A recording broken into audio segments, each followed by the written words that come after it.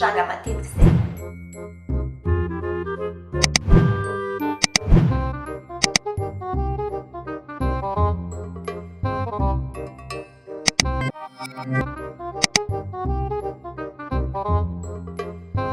Tsy nahatany équilibre izay ka nijery.